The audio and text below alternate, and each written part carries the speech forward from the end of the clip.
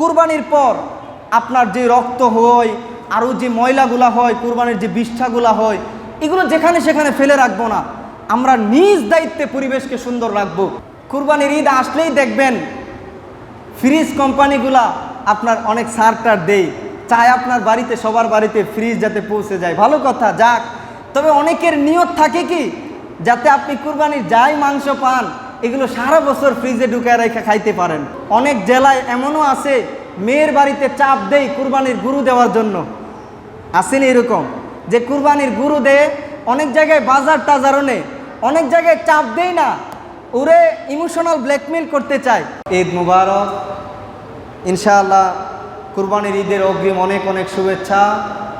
আগত দিনের এবারের কুরবানির ঈদ সকলের জীবনে বয়ে আনুক অনাবিল সুখ, শান্তি ও সমৃদ্ধির বার্তা, এই কামনাই করি। সবাই বলেন আমিন।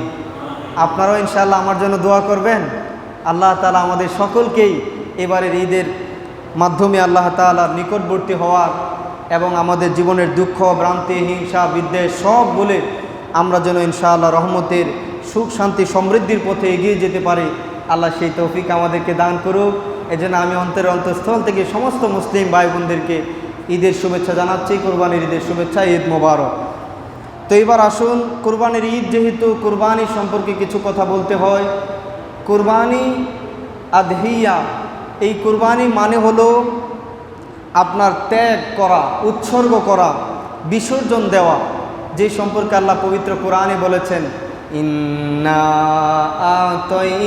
আতাইনাকাল কাউসার ফাসাল্লি লিরাব্বিকা ওয়ানহার।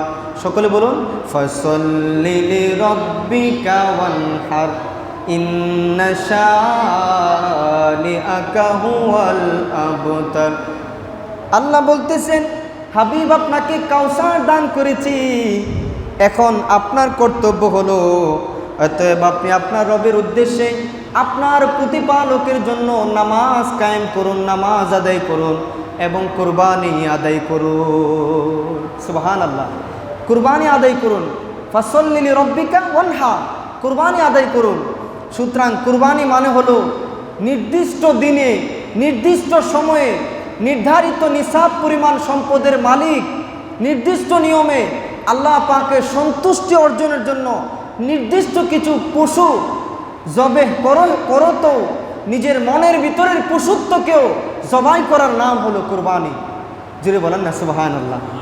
আর জোরে সুবহানাল্লাহ বলতে মন চায় না? এই কুরবানির ইতিহাস অনেক প্রাচীন, অনেক পুরনো, যার তাৎপর্য, যার শিক্ষা অনেক বেশি মানব জীবনে। যদিও বা আমরা শুধু উৎসব, আনন্দ, পশু জড়ানোর মধ্যেই, পশু জবের মধ্যেই লিপ্ত থাকি, কিন্তু না, এটার মধ্যে আরও অনেক শিক্ষা রয়েছে। কুরবানির কিছু রিমাইন্ডার আমি যদি আপনাদেরকে না দেই তাইলে হবে না। কথায় আছে, আমরা যদি না জাগি মা কেমনে সকাল হবে। আপনি আমি মিলেই তো দেশ। আমরা পুরো দেশ পরিবর্তন না করতে পারি, অন্ততপক্ষে আমাদের পরিবারটা আরেকটু অ্যাডভান্স হলে, আমাদের সমাজটা আরেকটু অ্যাডভান্স হলে আমাদের জেলাটা আমরা পরিবর্তন করতে পারি ইনশাআল্লাহ। সেটা হলো সবাই সচেতন হব, এবারের কুরবানি ঈদে কিছু পরিবর্তন চাই। এক নম্বরে হলো কুরবানির পর আপনার যে রক্ত হয় আরও যে ময়লাগুলা হয়, কুরবানির যে বিষ্ঠাগুলা হয়, এগুলো যেখানে সেখানে ফেলে রাখবো না। আমরা নিজ দায়িত্বে পরিবেশকে সুন্দর রাখবো। ইসলামী কিন্তু কোরআন হাদিসে পরিবেশ সুন্দর রাখার ব্যাপারে যথেষ্ট গুরুত্ব আরোপ করেছে নবী সাল্লাল্লাহু আলাইহি সাল্লাম। এজন্য আমরা নিজ দায়িত্বে গর্ত করে আমরা এই ময়লাগুলো, রক্তগুলো, এগুলো সরায় ফেলার চেষ্টা করব, যাতে করে আমার দ্বারা মানুষের কষ্ট না হয়, পরিবেশের ক্ষতি না হয়। বলেন ইনশাআল্লাহ। পারবেননি সবাই ইনশাআল্লাহ। এটা গেল এক নাম্বার। দ্বিতীয়ত, কুরবানির ঈদ আসলেই দেখবেন ফ্রিজ কোম্পানিগুলা আপনার অনেক সারটার দেয়, চায় আপনার বাড়িতে, সবার বাড়িতে ফ্রিজ যাতে পৌঁছে যায়। ভালো কথা, যাক। তবে অনেকের নিয়ত থাকে কি, যাতে আপনি কুরবানির যাই মাংস পান এগুলো সারা বছর ফ্রিজে ঢুকায় রেখে খাইতে পারেন। দেখেন, আমি বলি কি, সব দান করার দেওয়াটা আপনার জন্য ফরজ না। আপনার যদিও বা আপনার উলামায়ে কেরাম বলেছেন সম্ভব হলে 3 ভাগ করা, 1 ভাগ আত্মীয় স্বজন, 1 ভাগ গরিবদেরকে দেওয়া, এটা। আবার কোন উলামায়ে কেরাম বলেছেন আপনার প্রয়োজন হলে আপনি সব খেয়ে ফেলতে পারবেন। কিন্তু আমি বলি কি, তাকওয়ার দাবি থেকে সারা বছর তো গোশত খান, কুরবানি এটা একটু ব্যতিক্রম।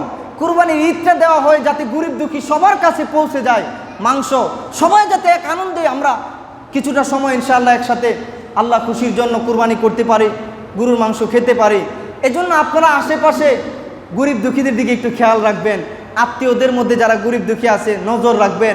যদি আপনার এলাকার কোনো মসজিদের ইমাম সাহেব, মুয়াজ্জিন সাহেব, ওনাদের আর্থিক অবস্থাও ভালো না হয়, আপনারা একটু নজর রাখবেন। এটা আপনাদের তাকওয়ার দাবি থেকে, আমি আপনাদের উপর ফরজ করে দিচ্ছি না। আপনি খবর রাখবেন তার অবস্থানটা কেমন, বুঝেন নাই? এরপরে আপনার আত্মীয় স্বজন, গরিব দুঃখী সবার দিকে একটু নজর রেখে আপনি আপনার তৌফিক অনুযায়ী একটু পৌঁছায় দেওয়ার চেষ্টা করবেন। আশা করি আল্লাহ তাআলা এই আমলগুলো করার তৌফিক দিলে আপনারা নিজেরাই তৃপ্তি পাবেন এবং আল্লাহও খুশি হবে। আল্লাহ তাআলা আমাদেরকে তৌফিক দান করুক, বলেন আমিন। 3 নম্বরে সবচাইতে দুঃখজনক একটা ব্যাপার শেয়ার করতে হয়, সেটা হলো অনেক জেলায় এমনও আছে মেয়ের বাড়িতে চাপ দেয় কুরবানির গরু দেওয়ার জন্য। আসেনি এরকম যে কুরবানির গরু দেয়, অনেক জায়গায় বাজার টাজারও নেই, অনেক জায়গায় চাপ দেয় না, ওরে ইমোশনাল ব্ল্যাকমেল করতে চায়। মেয়ের পাশে গিয়া আপনার জামাই বা শ্বশুর বলে, শুনছ পাশের বাড়িতে গরু পাঠাইছে ওদের বাড়ি থেকে, শ্বশুর বাড়ি থেকে, এত সুন্দর, বহুত বড় দর গরু পাঠাই দেয়, বহুত সুন্দর। তো এটা আপনার চাপ দিতেছে, তারে বুঝাইতেছে যে তুমিও পারলে একটু খোঁজ খবর লাগাও। দেখেন, আমি আপনাদেরকে বলি এটা সবচাইতে নিকৃষ্ট একটা কাজ, এটা জুলুমের মধ্যে পড়ে।